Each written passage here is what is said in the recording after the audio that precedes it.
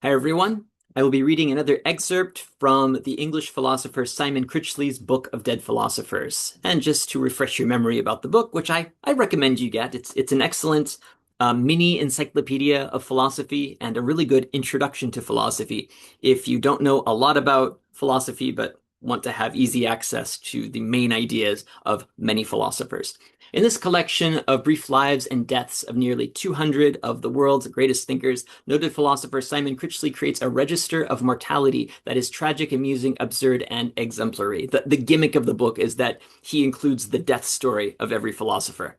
From the self-mocking haikus of Zen masters on their deathbeds to the last words of Christian saints and modern-day sages, this irresistible book contains much to inspire both amusement and reflection. So I do recommend you get yourself a copy if you are interested in reading more about philosophy in the future. I will be reading about St. Thomas Aquinas, who is the second entry in the philosophy in the Latin Middle Ages section. Interestingly, Aquinas is right after his teacher, Albert the Great, or Albertus Magnus.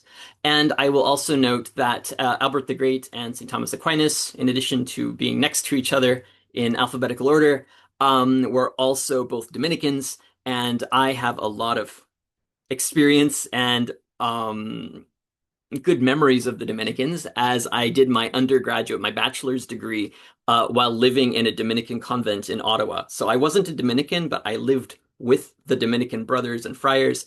I had my meals with them and went to, events with them and went to church with them and I spent 3 years of my life in their company. So, and I learned a lot about Albert the Great and St. Thomas Aquinas while I was there with them.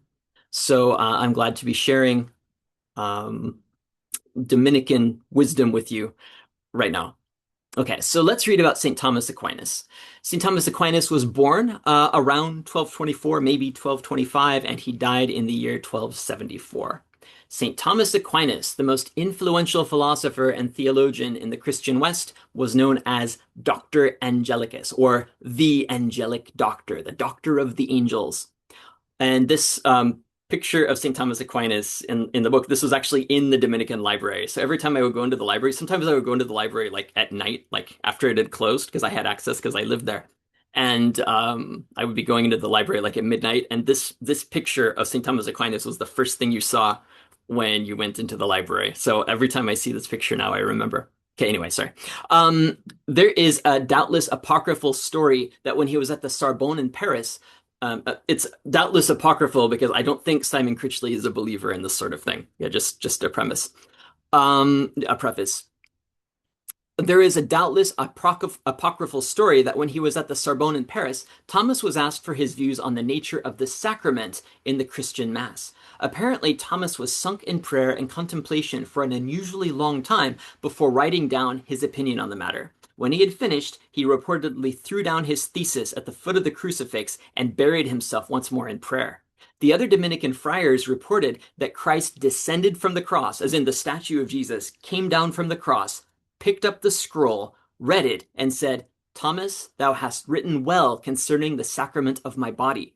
At which point, Thomas was miraculously borne up into the air, so he was levitated off the ground. Now, this was no mean miracle, as Thomas was not a small man.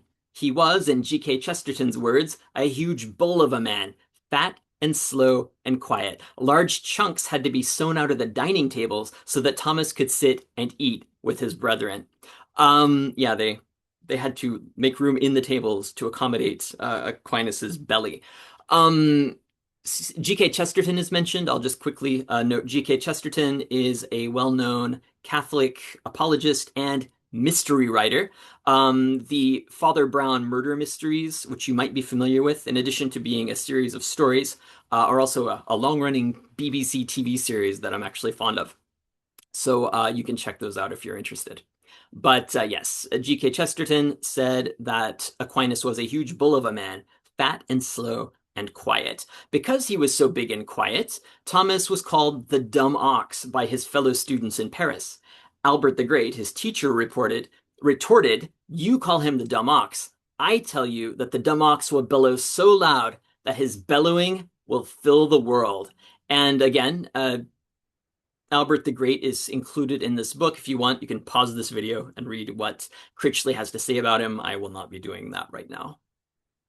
All right, so yes, Albert the Great said that the dumb ox will bellow so loud that his bellowing will fill the world. And Thomas certainly bellowed, Critchley says. He wrote over 8 million words, 2 million on the Bible, 1 million on Aristotle, and the rest devoted to university teachings and compendia, like summaries, for use by students of theology. So he wrote summaries for students.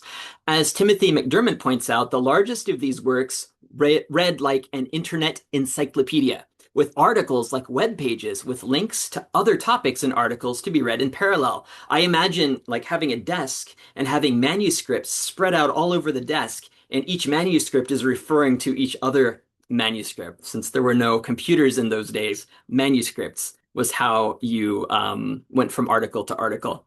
Given the volume of Thomas's writing, it is pointless trying to offer a summary. It is often said that Thomas's achievement is a synthesis of Aristotle and Christianity. But what does this mean?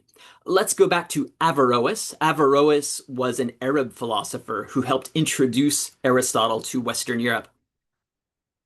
Let me just go back. Okay, let's go back to Aristotle and his separation of philosophy and theology, or the realms of reason and faith. Thomas rejects the one more time. Thomas rejects the separation, arguing that although theology begins from the revealed truths of faith, it proceeds to its conclusions using reason. If reason without faith is empty, then faith without reason is blind. Faith alone is essentially not enough. We must test our faith through our powers of reason, right? Otherwise, we could believe anything. We could easily be misled if we only rely on faith. Okay, we need more than faith. We need reason too. Thomas always argues against the separation of faith and reason, as well as the natural and the spiritual, in favor of their continuity. So matter and spirit are not two separate things. They're part of one reality. In this way, the empirical Aristotle-influenced activity of philosophy and natural science need not be seen as heretical or atheistic, but as a path to God. So science is not the enemy of religion. Science is not the enemy of faith. This continuity of the natural and the spiritual can be seen in Thomas's conception of the human being situated amphibiously at the juncture of these two realms. We are a composite of soul and body, but the soul is not some immaterial substance located in our brain or beneath our left nipple. On the contrary, and here Thomas follows Aristotle, the soul is the form of the body. The soul is the shape of the body, or you could say that the soul is revealed in the body. The soul is that which individuates each of us and animates this distinct lump of matter that I am. And as we have already said, Thomas was quite a large lump of matter. The German philosopher Wittgenstein unwittingly adopts this position when he writes that the human body is the best picture of the human soul. Aristotle would say that the soul is revealed in the powers of the body. So human beings have the power to move and the power to think and the power to speak, right? So that's where the human soul is revealed in the powers that we have. On December 6th, 1273, during Mass in Naples, something devastating happened to Thomas that some commentators see as a mystical appearance. Sorry, let me start over. On the 6th December 1273, during Mass in Naples, something devastating happened to Thomas that some commentators see as a mystical experience and others see as a cerebral stroke. Either way, Thomas was afterwards unwilling or unable to write, and the massive labor of the Summa Theologia was suspended at Part 3, Question 90, Article 4. He basically quit writing and left his life's work unfinished. In response to the protestations of his secretary, Reginald of Piperno, that he should complete his work, Thomas answered, "Reginald, I cannot. In comparison with what I have seen in prayer, all that I have written seems to me as if it were straw." All right, so I know this story. I've read about it elsewhere. Thomas saw something during Mass, and whatever he saw, it made him no longer interested in writing. Okay. Yeah, Critchley cheekily suggests that he had a stroke. I don't think That's likely, just because, well, I have my reasons for thinking that, which I can get into later on. However, I will point out that Thomas said that everything I've written seems to me as if it were straw. Straw is actually a euphemism for shit. So all my works, all my writing, it's like shit next to what I saw. Okay, so he was really denigrating his philosophy and his thought before this experience. Um, One might say that whatever Thomas saw was just beyond words. Words just could never express or adequately describe the reality that he was trying to capture on the page. Okay.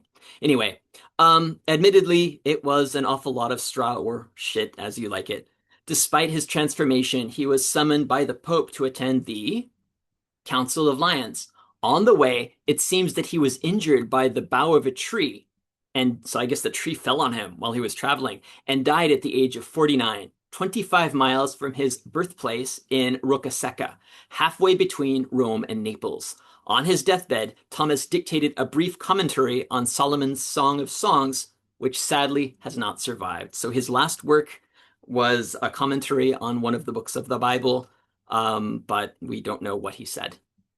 All right, so that is the life and death of St. Thomas Aquinas, according to Simon Critchley. Thank you so much for listening, and I hope you found that interesting.